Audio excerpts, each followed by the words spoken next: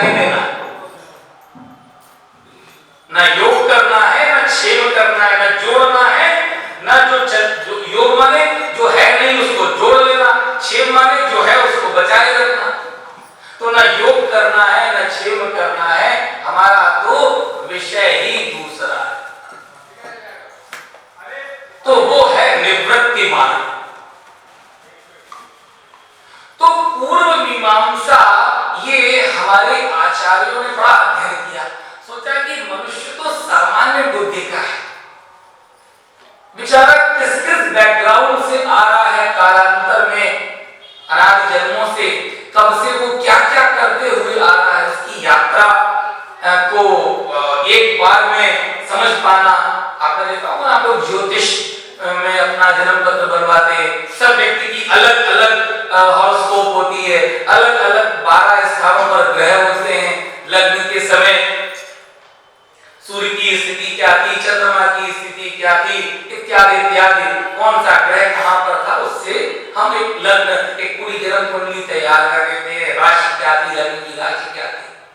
तो वो सब क्या है, वो सब हमारी जो हमको ऑटोमेटिक प्राप्त हुई प्रवृत्ति है। तो हमारे आचार्यों ने सोचा कि भाई ये संसार का जो ये जीव है, ये इसको हम कैसे सबकी जन्मपत्री देखते रहेंगे। अब भगवान मान लीजिए ज्योतिषी बन जाए ठाकुर जी, अब बताइए, और जो उनका काम हो लोगों की जन्मपत्र पढ़ के सुनाना। अब सोचिए भगवान के लिए क्या करेंगे, आप जाएंगे ठाकुर जी हमारी जन्मपत्री देख दो, दूसरा जाएगा, जितने लोग जाएंगे जितनी भगवान की ख्याति हो जाएगी कि भगवान बहुत बड़े ज्योतिषाचार्य है, तो भगवान के लिए मुश्किल बड़ी या कम हुई है? भगवान यही हो जाए, भगवान यही करते रह जाएंगे 24 घंटे यही काम, ये सबका जन्मपत्र देखकर बता रहे। तो भगवान ने ऋषि मुनियों को कुछ काम दे दिए, बोले नहीं, भगवान कुछ बड़े दयालु हैं, और वो दया की भावना को ऋषि मुनियों के हृदय में डाल दिया। तो हमारे आचार्य हुए जैमिनी ऋषि, जैमिनी ऋषि के मन में ये डाला, भगवान ने प्रेरणा दी कि संसार का 95% या 90% जीव कौन है, जो दुख की निवृत्ति तो करना चाहता है, लेकिन उसकी बुद्धि इतनी कुशाग्र नहीं है कि वास्तव में यदि हम उसको रास्ता बता दे तो वो रास्ता अपना लेगा। तो उसको धीमे धीमे चलाओ। कैसे चलाओ? उसको उसकी चेतना को बहुत काम करना पड़ेगा।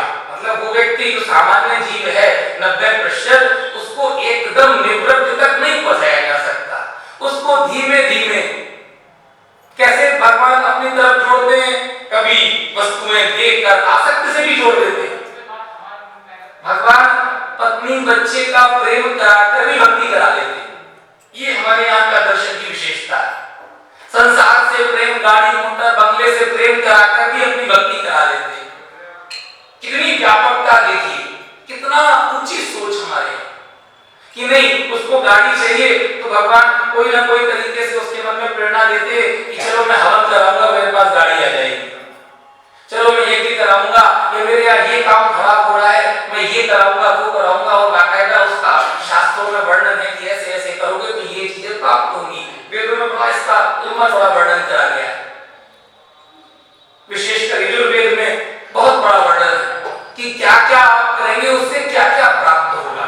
इसका मतलब नहीं है कि वेद कोई और बात कर रहे हैं, वेद भी हमारे मनोविज्ञान को स्टडी कर रहे हैं, समझ रहे हैं कि 95% बहुमत से बहुत ज्यादा, बहुमत कितने में हो जाता है, 40 में पास हो जाते हैं। अपने भारतवर्ष में सरकार 30-35 पर बनती रही परसेंट पर, यहाँ तो 95% मनुष्य तो बेचारा समझ ही नहीं सकता है कि सिद्धि असिद्धि से ऊपर कैसे जाया जाए, सफलता असफलता से ऊपर कैसे जाए। 95% व्यक्ति तो सफलता असफलता में ही फंसा है, इसलिए वो योग का अधिकारी नहीं हो पाता। भगवान गीता में कह रहे हैं, क्या कह रहे हैं, समत्वम योग उच्यते। भगवान गीता में कह रहे हैं योग ब्रह्मसु कौशलम। भगवान गीता में कह रहे हैं कि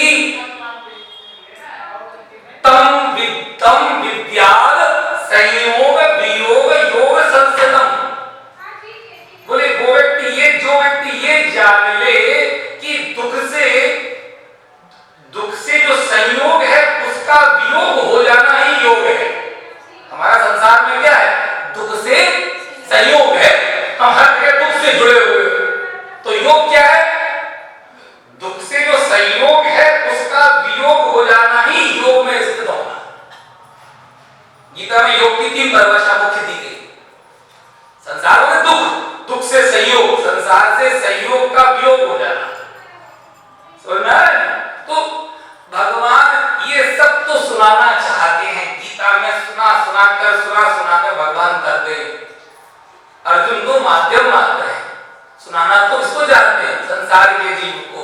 फिर भी लोग समझते नहीं है, तो भगवान तब भी हार नहीं मानते। कहते हैं नहीं तो क्या होगा, नहीं समझे तो आओ हम तुमको समझाते, ऐसे समझाते, वैसे समझाते। अरे हमारे पास बहुत तरीके।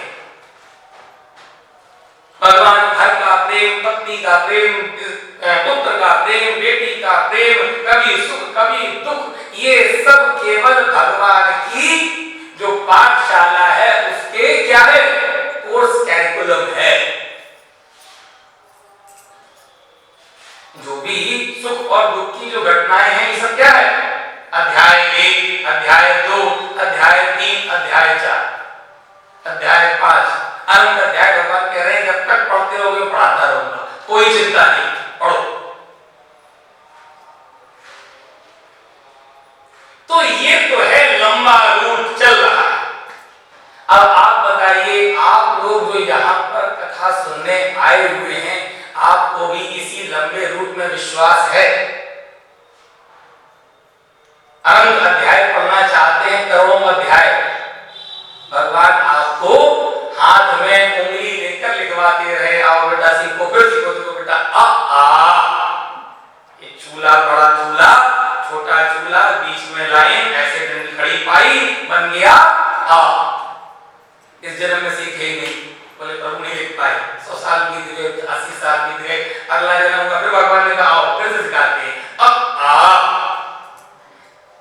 कभी ई पर पहुंच गए, कभी ऊपर पहुंच गए। भगवान लेकिन प्रसन्न है। भगवान करे कोई बात नहीं, मुझे विश्वास है कि तुम सीख जाओ। मैं तुमको एक दिन पाणिनि की अष्टाध्यायी याद करा दूंगा। भगवान को इतना भयंकर हम पर विश्वास है। पिताजी बड़ी सुंदर बात सुनाते हैं कथा में। मुझे याद है कि वे उदाहरण देते हैं रविन्द्रनाथ टैगोर का, कि रविन्द्रनाथ टैगोर कहा करते थे कि जब कोई बच्चा पैदा होता है तो रविन्द्रनाथ टैगोर ने कहा कि इसका मतलब है कि अभी भी ईश्वर को विश्वास है मनुष्य पर, अभी वो मनुष्य से रूठा नहीं है, अभी ईश्वर को अभी भी आशा है जीव पर कि ये मेरा काम करेगा। तो ये जो संकटें होती है ना, इसका मतलब है कि प्रभु को हम पर पूरा विश्वास है। जिस दिन संसार में संतान होना बंद हो जाए, किसी को बच्चे ना हो, इसका मतलब सोचना कि भगवान अब हम पर विश्वास ही नहीं करते हैं। जब तक संतान होती रहे, जब तक बच्चे पैदा होते रहे, तो सोचना कि भगवान का अटल विश्वास है हम पर कि हम किसी न किसी दिन जो भगवान बताना चाहते हैं वो हम जान जाएंगे। ये तो है भगवान का धैर्य। धैर्य कहिए भगवान को, जो उनका धैर्य होगा, जो असीमित भगवान, अखंड भगवान, ऐसे अनादि भगवान, तो उनका धैर्य भी कैसा होगा? ऐसा ही होगा धैर्य। कोई छोटा मोटा हम लोगों का धैर्य ऐसा थोड़ी होगा कि जरा से मैं टूट गए, रोने लगे कि नहीं हमसे नहीं होता भैया, हमसे नहीं होता, प्रभु उठा लो, ये कर लो, वो कर लो। हम कहते हैं तो जो हार जाते हैं, प्रभु ये हो गया, वो हो गया, बहुत बहुत रोते। लेकिन भगवान बड़े धैर्यशाली, कहते कोई बात नहीं, फिर आओ मेरे पास। हमेशा भगवान की पाठशाला खुली हुई है फॉरएवर। तो हम लोग सब कौन है? शिक्षार्थी। अब इस घटना में एक घटना कभी कभी घट जाती है। क्या घटना घटती है? तो एक संसार में भगवान ने अपना सिस्टम बना रखा है शिक्षा का। ये हम लोग जितने संसार में आ रहे हैं, नित्य कोई आ रहा है, हमारे पौत्र पौत्रादि पैदा हो रहे हैं, ये सब क्या है? सब शिक्षार्थी हैं, चले आ रहे हैं पिछले पिछले जन्मों से, फिर सीखने अ ई उ ए ऐ अंग आ सीखने चले आ रहे हैं और सीखते रहे। भगवान को कोई चिंता नहीं, सिखाते रहे। लेकिन कभी कभी ऐसी एक घटना घटती है जब जो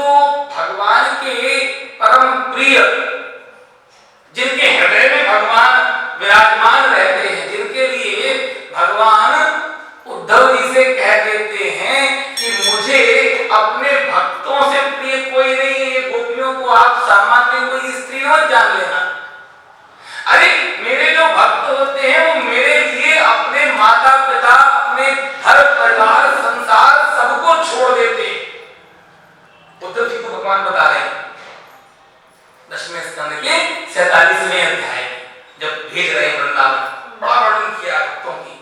बोले मैं तो उनके हृदय में ही रहता हूं, वो मेरे हृदय में रहते हैं। और अम्बरीश जी महाराज को कह रहे हैं, क्या कह रहे हैं?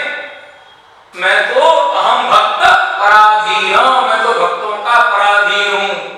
आगे फिर उद्धव जी को एकादश स्कंद में बता रहे हैं, क्या कह रहे हैं?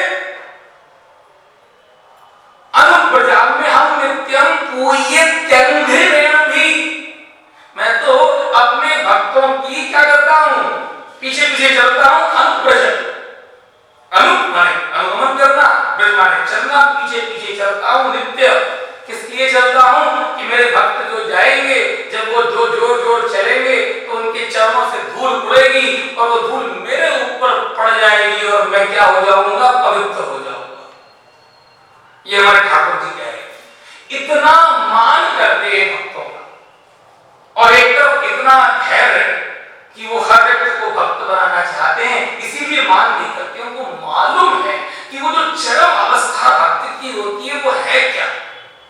और भगवान क्यों भक्त का मान करते हैं? क्योंकि वहां से ही भक्त के हृदय से ही वो क्या कर सकते हैं? भक्ति का आस्वादन ले सकते हैं, प्रेम का आस्वादन ले सकते हैं। क्योंकि भगवान के पास वास्तव में प्रेम वस्तु है ही नहीं। प्रेम के भिखारी हम हैं या भगवान? भगवान हैं। क्योंकि प्रेम भगवान के हृदय में नहीं बनता। प्रेम का जो प्रांगण है ना, भूमि, वो क्या है? भगवान का हृदय नहीं है, वो तो भक्तों का हृदय है। तो भगवान क्या करते हैं? कभी कभी कुछ विशेष घटना घट जाती है। अब सामान्य रूप से समझें तो अद्वैताचार्य जी उस यदि जिसको बहुत ज्यादा अभी गौर भक्ति में उस तरह से विश्वास नहीं है कि ये स्वयं भगवान की लीला है, तो जिन लोगों को विश्वास नहीं है उनके लिए एक चरित्र है जो आंखों से देखा गया, और जिनको विश्वास है कि चैतन्य महाप्रभु स्वयं भगवान है, स्वयं कृष्ण है, तो उनके लिए थोड़ा गहरा लीला है अद्वैताचार्य जी की। अद्वैताचार्य जी कैसे इस धराधाम पर आए? तो पहले मैं बताता हूं सामान्य बात कि एक लाउड प्रदेश है, लाउड बंगाल में, सिलहट जिले का, श्रीहट्ट जिले का। वहां पर कुबेर जी और उनकी पत्नी लाभा देवी, जिनको कोई संतान नहीं हो रही है, वो भगवान लाभा देवी भगवान शंकर की बहुत बड़ी भक्त हैं, और वो भगवान से प्रार्थना करती हैं कि प्रभु अब कैसे हमको संतति होगी। संतति माने भगवान की इच्छा, भगवान की कृपा, जिसमें भगवान चाहते हैं कि ये जो पीछे भक्त छूट गया था अब की बार आएगा, भजन करेगा। संतति माने और कुछ नहीं, संतति माने भगवान का धैर्य, इसी का मतलब है संतति। तो भगवान से वो प्रार्थना करती है, भगवान शंकर की उपासक है लाभा देवी।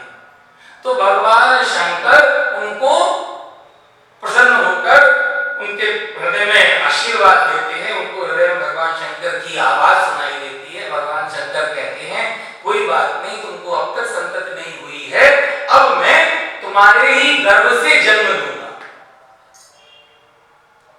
लाभा देवी के गर्भ से माघ मास की सप्तमी, आज सप्तमी है, शुक्ल पक्ष की सप्तमी को जो बालक का जन्म है, उस बालक के कमल के समान नेत्र है, तो उस बालक का नाम रखा गया कमलाक्ष।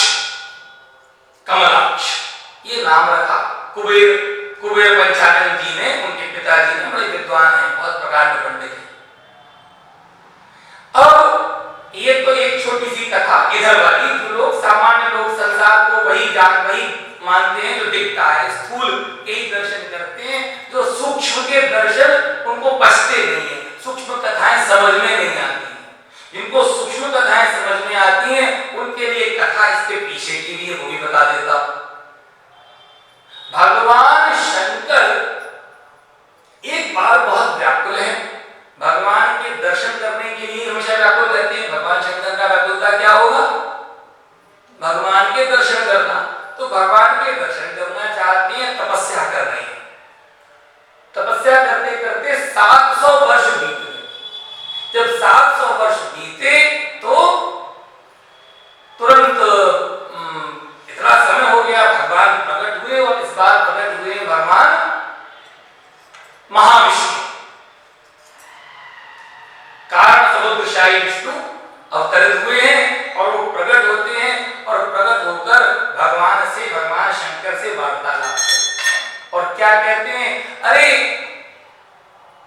प्रभु शिव, भगवान से क्या कहेंगे? भगवान नारायण क्या कहेंगे? भगवान शंकर से प्रभु ही बोलेंगे। दोनों एक दूसरे को प्रभु बोलते हैं, दोनों ही प्रभु हैं। कहते हैं कि मैं तुम्हारी आत्मा हूं और तुम मेरी आत्मा हो। और दौड़कर भगवान महाविष्णु उन भगवान शंकर के हृदय में प्रवेश कर जाते हैं, आलिंगन करते हैं, दोनों एक हो जाते हैं। इतने प्रसन्न हुए भगवान महाविष्णु भगवान शंकर के 700 वर्ष की तपस्या से कि वो व्याकुलता में जब उन्होंने इतना ध्यान किया है तो भगवान क्या करते? क्या अपनी आत्मा को क्या कोई वरदान देते? भगवान शिव को कोई वरदान देंगे क्या?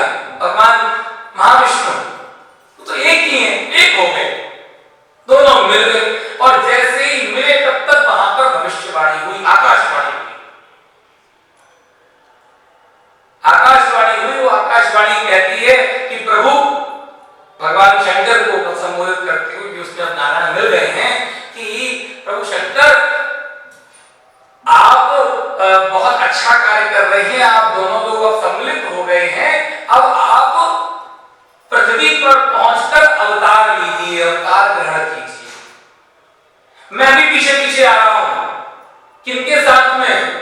अपने भाई बलराम, आज अपने जितने वृंदावन के पार्षद हैं, जितने मेरे गोप हैं, जितनी सखियां हैं, उन सबके साथ में मैं भी अवतार लेने प्रकट होने जा रहा हूं नवद्वीप में। आप जल्दी पहुंचिए लाहुल प्रदेश में, कुबेर पंचानन जी के यहाँ लाभा देवी के गर्भ से आप अवतरित होइए। बस मैं भी पहुंच ही रहा हूं। तो भगवान शंकर बहुत प्रसन्न है, इस बात से भी प्रसन्न है कि आकाशवाणी करने वाला कौन हो सकता है? ये तो भगवान कृष्ण ही हो सकते। तो अभी तो चतुर्भुज अंदर प्रवेश करे हैं और आगे तो भगवान शंकर को द्विभुज रस का भी आनंद प्राप्त है ना। गोपेश्वर महादेव भगवान वृंदावन में गोपी बने हैं। भगवान को मालूम है कि चतुर्भुज तो मेरे अंदर है ही, लेकिन जो द्विभुज की माधुर्य लीलाएं हैं उनका आनंद भी मुझे प्राप्त होगा। बहुत उत्साह है। तो वही भगवान शंकर उधर लाभा देवी जो है मां कमलाक्ष जी की, वो प्रार्थना कर रही है भगवान शंकर से। और यही भगवान शंकर इसीलिए उनकी प्रार्थना को तथास्तु कहा है और उनके गर्भ से स्वयं भगवान हरि और हर, भगवान शंकर और भगवान महाविष्णु दोनों का सम्मिलित अवतार माघ शुक्ल सप्तमी को